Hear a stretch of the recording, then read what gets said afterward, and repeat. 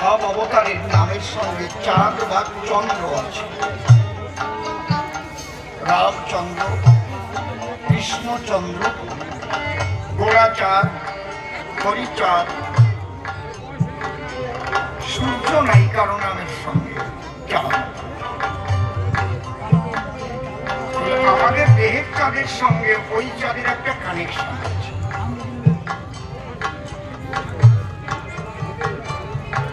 এই জন্যে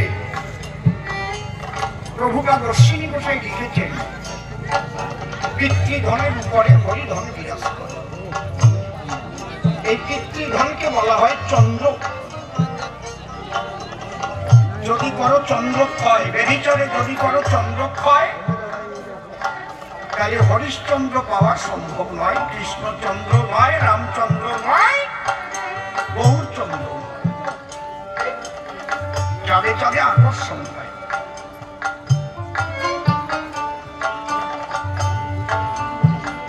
চাঁদের টানে জোয়ার আসে, ঘাটায় সরে যায়। আমার গুরুদেবের গান আছে না, অসীম নীল আকাশ কে করা, বিপুল মহাসাগর বাড়ি ভাটাই যায় কোথায়। আকাশে এক চাঁদ আর ওরাকান্দি চাঁদের বাজার মিলেছে। হরিচাঁদ, গুরুচাঁদ, চাঁদ, চাঁদের বাজার মিলেছে আমার ওরাকান্দিতে।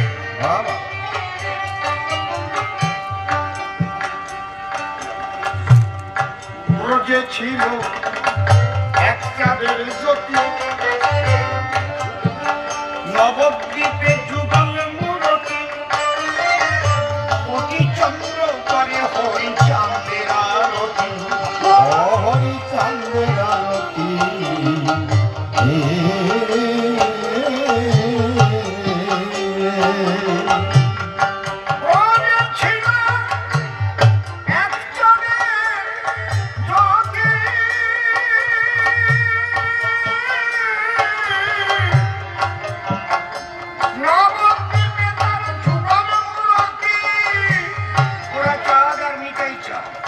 এবার প্রতি চন্দ্র করে হরি চন্দ্রের আরতি, হরি চন্দ্রের আরতি।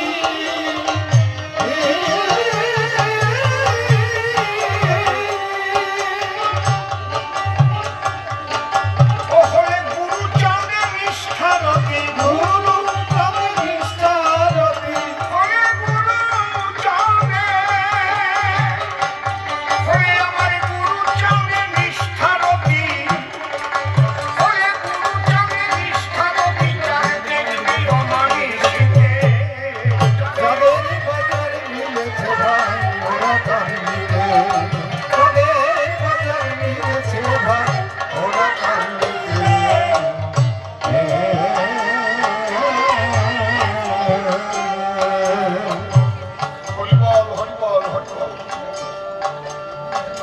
অবতারের কিন্তু অভাব নাই। শ্রী শ্রী ঠাকুর অনুকূল চন্দ্রের ভক্তরা বলছে, পরম প্রেমময় শ্রী শ্রী ঠাকুর অনুকূল চন্দ্র তিনি অবতার। লোকনাথ বাবার ভক্তরা বলছেন, বাবা লোকনাথ যুগাবতার। যাত্রা পালাও হয়েছে যুগাবতার বাবা লোকনাথ। শ্রী শ্রী ঠাকুর রামকৃষ্ণের ভক্তরা বলছে, রামকৃষ্ণ যুগাবতার। ছোট বাস্তবে সে আবেগটা শুধু আবেগে কাজ হবে না, কিন্তু যে যাকে ভক্তি করে সে তার ঈশ্বর, ভক্তি যোগে সে তার স্বয়ং অবতার। এটা হচ্ছে ভক্তি মার্গের কথা। আমি গাছকেও ঈশ্বর মনে করে পূজা করতে পারি, এটা সনাতন ভাবের স্বাধীনতা। মাছের পূজা করতে পারি, কুমিরের পূজা করতে পারি, গ্যাসরা পূজা করতে পারি। করতো না আগে মায়েরা, এখন তো আর করে না। গ্যাসরা পুজো কারা কারা করেছে আত্মলিন তো গ্যাসরা পুজো এই জায়গাটি ফিরাই করি ফেরো ভাই। সে গান মনে আছে? গ্যাসরা পুজোর গান মনে আছে? ভোরবেলায় কল বুড়ি মিলিয়ে ওরে শীত রে সকালে আমি ঠাম্মার সাথে যে বসতাম, ওই হাঁটুতে আগিয়ে হ্যাঁসরা মা দিল তোর হ্যাঁসরা চুল, তাই কিনে গিয়ে গেল বন্যের ফুল। মনে আছে? আমাকে কি সহজ সরল সংস্কৃতি, কি ভাবে দেখ, কি সরল মন হইল। আবার এই গাই গান গাইয়ে কাম দিছে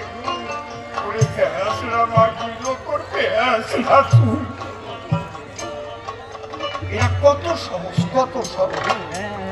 এই জায়গার ব্যাপারটা আলাদা। কিন্তু যখন বিশ্বের দরবারে আমাকে অবতার,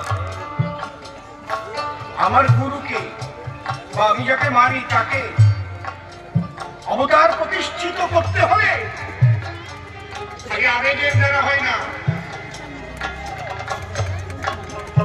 সেখানে তথ্য, তত্ত্ব, যুক্তি, তর্ক সমস্ত কিছু সম্মিলিত অবস্থায় যদি উপস্থাপনা না করে যায় তাহলে বিশ্বের দরবারে মান্য পায় না।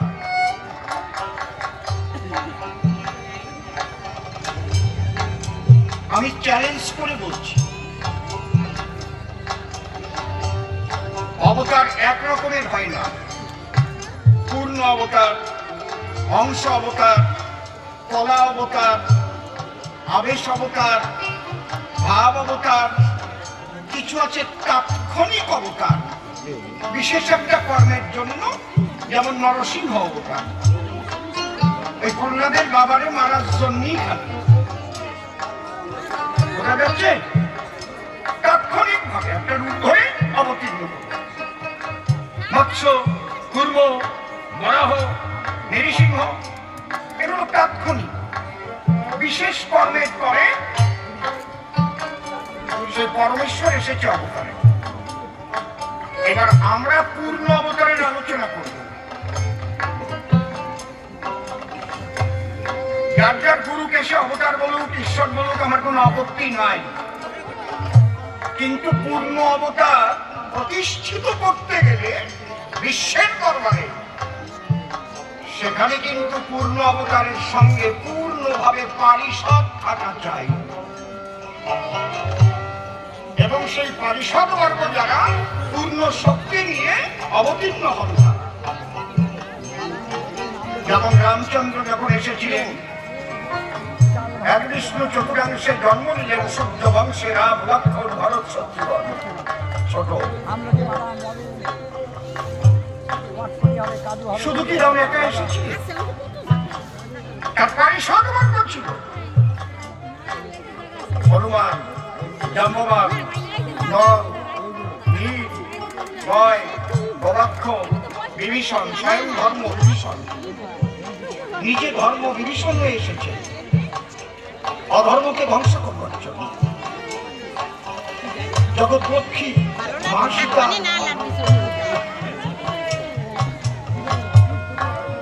এই যে পারিষদ যখন কৃষ্ণ হয়ে এলেন,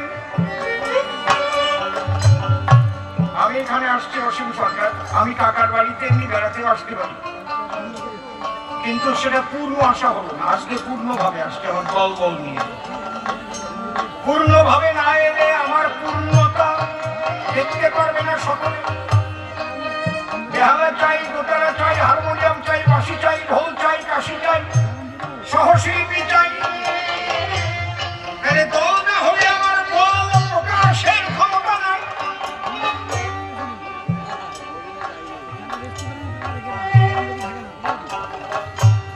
যখন পূর্ণ অবতার আসে তখন তার চারিপাশে